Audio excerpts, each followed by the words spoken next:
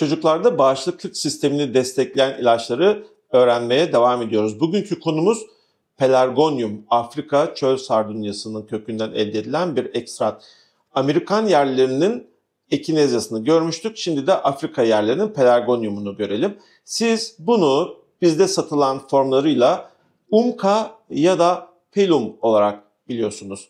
Yapılan büyük meta analizlerde çok standartize bir doz önerilecek kadar bilimsel çalışma yok. Farklı uygulamalar var ve farklı sonuçlar var. Yani standart uygulamalar henüz yerleşmiş durumda değil. Ama 2025 yılında yapılan büyük bir çalışma. Burada Türkiye'den sevgili Ateş Kara hocamızın da imzası var. Görüyorsunuz. İşte bu çalışmada diyor ki çocuklarda soğuk algınlığında birçok fitoterapetik ilaç kullanılabilir ama bunlar için de en güçlü kanıtlar Pelargonium kanıtlarıdır.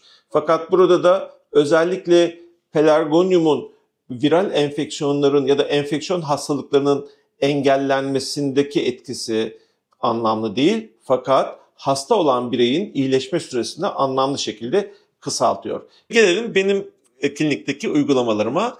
Ben ne yapıyorum? Umka ya da Pelum yani Pelargonium benim sevdiğim bir destek ama her hastada da işe yarıyor diyemem. O yüzden doğru karar vermek çok önemli. Burada püf noktası şu, özellikle birkaç tane böyle yazı var. Non-strep A üst solunumlu enfeksiyonunda mesela Pelargonium kullanımı işe yarar denmiş. Ne demek bu? Eğer sizin çocuğunuzun boğazında beta streptokok enfeksiyonu varsa o çocuğun antibiyotiğe ihtiyacı var. Onu Pelargonium'la düzeltemezsiniz. Mutlaka düzgün doğru antibiyotik kullanacağız. Pelargonium onun yanına destek olabilir. Ben mesela influenzalarda zaman zaman kullanıyorum.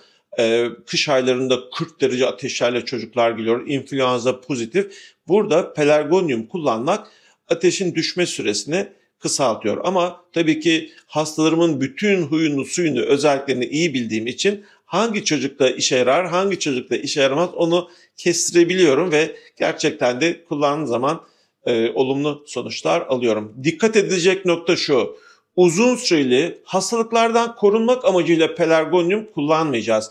Hastalandığımız zaman hastalığın daha çabuk atlatılması için ana tedaviye destek olarak kullanacağız.